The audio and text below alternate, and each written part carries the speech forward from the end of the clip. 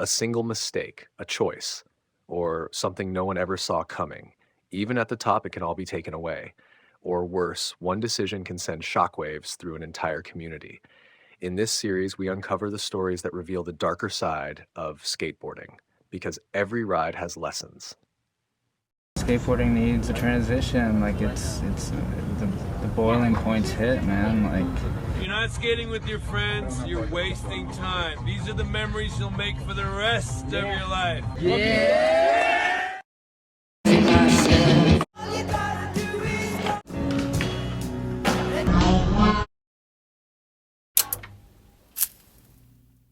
Born Dylan Joseph Rieder on May 26, 1988 in Westminster, California, Dylan picked up a skateboard at a young age.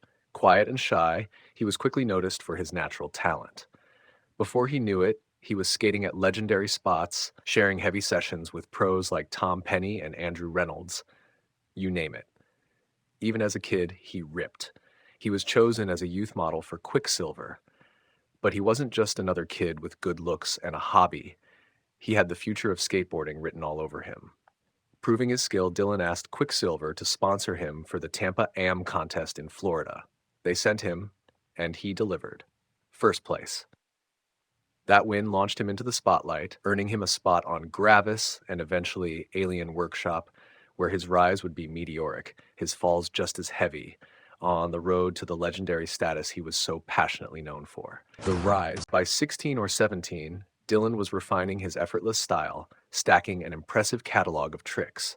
Riding for Alien Workshop, he began shaping his legacy, dropping 2 major video parts, A Time to Shine, Transworld 2006, but as his career was taking off, he hit a rough patch, losing motivation, losing focus. Like many before him, he turned to drugs, and it nearly cost him everything.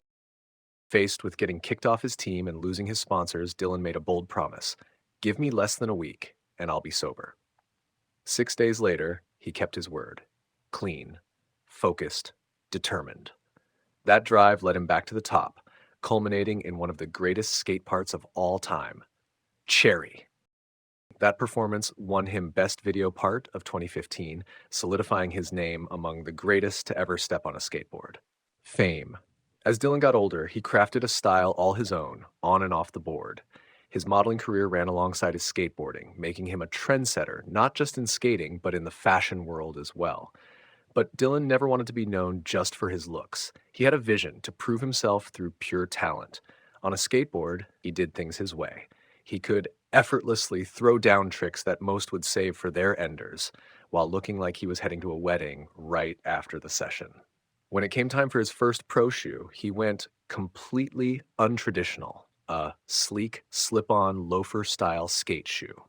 At first, the skate world laughed. Critics dismissed it, but that design revolutionized skate footwear, shifting the trend from bulky designs to the sleeker, more refined styles we see today.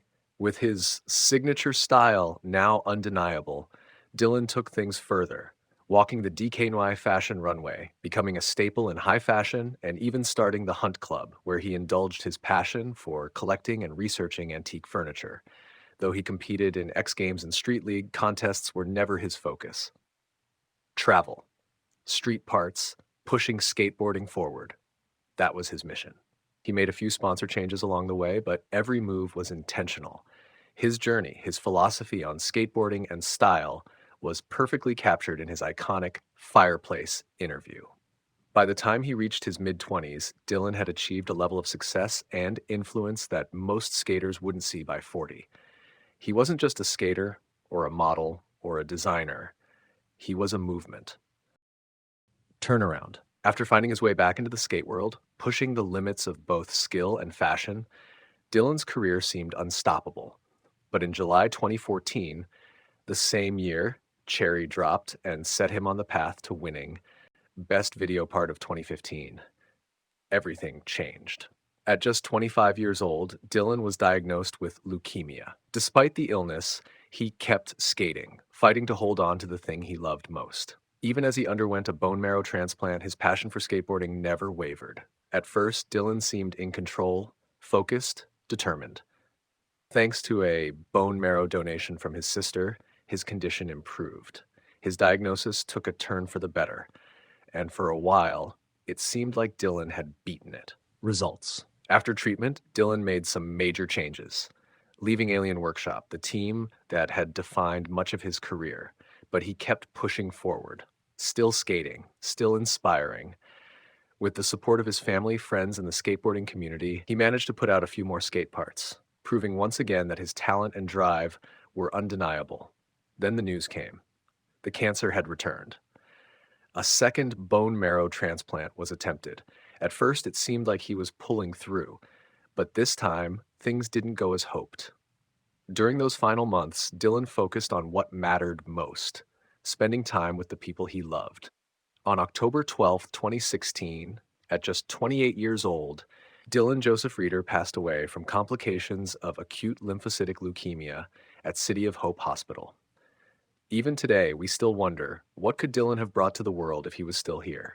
A soul like his, a talent like his, was one in a million. His poetic madness, his style, his effortless power on a skateboard, it all left an undeniable mark on the world of skateboarding and fashion. And the generation of skaters he inspired, they still carry his legacy forward. Skateboarding is more than just a sport. It's freedom, creativity, and expression. From the moment you step on a board, you chase that feeling. Your first ollie, your first perfect spot, the highs, the wins, the dreams turned reality. But life, like skateboarding, is unpredictable. Dylan Rieder lived at full speed, pushing limits in both style and skill, redefining what it meant to be a skateboarder. He climbed to the top, faced setbacks, fought battles few could imagine, and never stopped moving forward. But his story is a reminder. Even when you're at your peak, nothing is promised. Dylan's legacy teaches us that while chasing your passion, you can't lose sight of everything else. Life isn't just about the tricks, the sponsors, or the fame, it's about the moments in between. The people who support you, the choices you make, the battles you fight. No matter what obstacles come your way, injuries, failures, struggles, even life itself trying to knock you down, you push forward, because every skater falls. The real ones get back up. Dylan's story isn't just one of success or tragedy, it's a lesson. Enjoy the ride, push your limits, but never lose focus, because in skateboarding and in life, it's not about how long you ride, it's about how hard you go while you're on the board. Not that I did it to like flip off the cameraman or anything like that, but it's just like, how can you not like want to make some obnoxious noise on a fucking Megatron where like the fucking dumb camera's pointed at you, you know what I mean? I just kind of just skate. And I don't have that many tricks, so it's like, all right, I got these three options, and like hopefully I landed like maybe like 2 out of 3, you know? That's kind of my mentality about it. Like, all right, cool, if I fucking land these, all right, if not, like. But not all legends are known for grace and style. Some are known for chaos and raw energy. If Dylan represented poise and progression, then Jake Phelps was the wild fire that fueled skateboarding's rebellious spirit. A man who lived, breathed, and bled skateboarding in its purest form, unfiltered, unbreakable, and unapologetic. And his story? It's one of passion, controversy, and a relentless dedication to keeping skateboarding raw and real. This is the story of Jake Phelps. You're not skating with your friends, you're wasting time. These are the memories you'll make for the rest of your life. Whatever you do with it, that's your business. But right now, having fun with your friends is what makes you the person you are. Thanks, dude. Born James Kendall Phelps, better known to the world as Jake Phelps or just Phelper, he entered this world on September 24, 1962 in San Francisco, California. At 11 years old, life took a turn. After his parents' divorce, Jake and his mother packed up and moved to Marblehead, Massachusetts, a world away from the California streets where he was born. It was there, at 13, that he discovered skateboarding. And from that moment on, it wasn't just a hobby. It was an obsession, a calling, a way of life. By 14, he was already deep in the scene, working at Zero Gravity Skate Park, absorbing everything skate culture had to offer. But skating wasn't his only passion. The Boston punk rock underground was alive, and Jake wanted in. He became friends with the legendary hardcore band SSDD, touring with them, throwing himself headfirst into the scene, loud, fast, and unfiltered, just like the way he skated. The rise. But Boston was just the beginning. Eventually, Jake made his way back to where it all started, San Francisco. And it was there that he would cement his legacy as one of the loudest, most influential voices skateboarding has ever known. Back in San Francisco in the early 80s, skateboarding wasn't just a sport, it was a movement. The streets were alive with it, and Jake was right in the middle of it all. He found a job at Concrete Jungle Skate Shop, a local hub for skaters. But Jake wasn't just some shop employee. His knowledge, passion, and loud personality made him impossible to ignore. It was there that the first editor of Thrasher magazine saw something in Jake, his raw, unfiltered take on skateboarding. Jake was given a project, product reviews for Thrasher. A small gig, but he attacked it with the same energy he brought to skating, all or nothing. From there, he moved into Thrasher's shipping department, packing up and sending out magazines. But Jake wasn't built to stay behind the scenes. His dedication and unapologetic love for skateboarding pushed him forward. Then, in 1993, he took the helm as editor-in-chief. Under Jake's leadership, Thrasher became more than a magazine. It became the Bible of skateboarding. He didn't just document the culture, he defined it. Fame.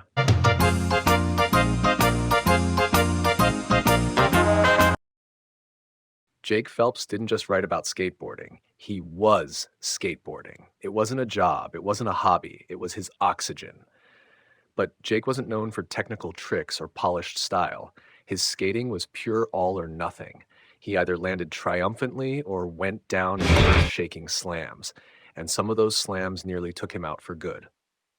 But before we get into that, let's talk about what made Jake more than just an editor, more than just a skater, more than just a voice. He wasn't just in the magazines, he was in the streets, a fixture at nearly every San Francisco skate spot, always in the mix, always pushing the energy forward. And when it came to contests, demos, or events, Jake didn't just show up, he ignited the scene. His presence wasn't just felt, it was heard. This is how we're gonna run it. All you clowns out there that think you really got it, all right? Look at it. Oh, it's big. It's 4 big stairs.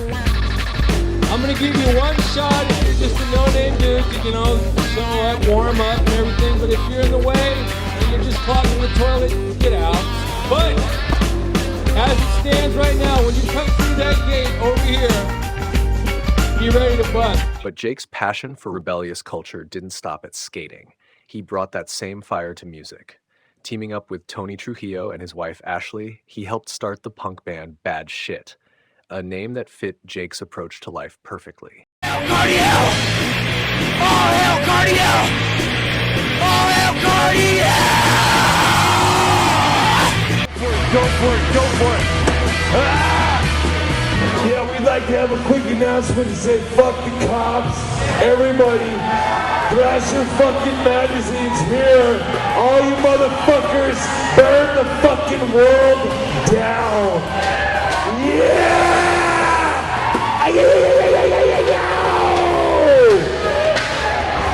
No rules! For Jake Phelps, there was no halfway. It was full send or nothing.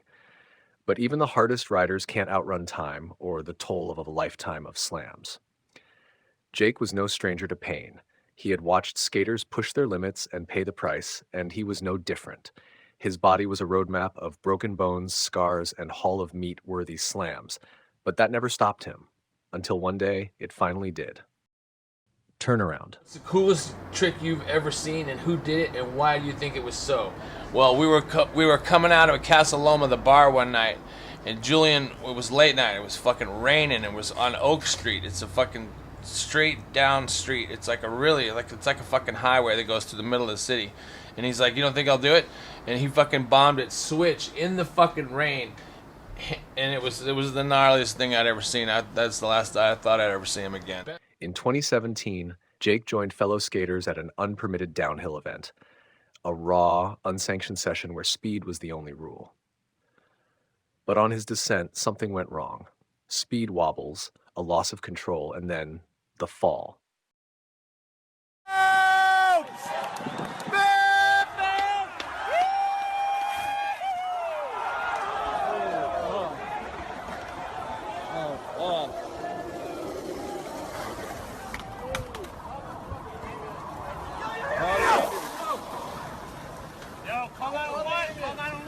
He tumbled violently, knocking himself out as he rolled downhill, his head taking hit after hit until he lay motionless.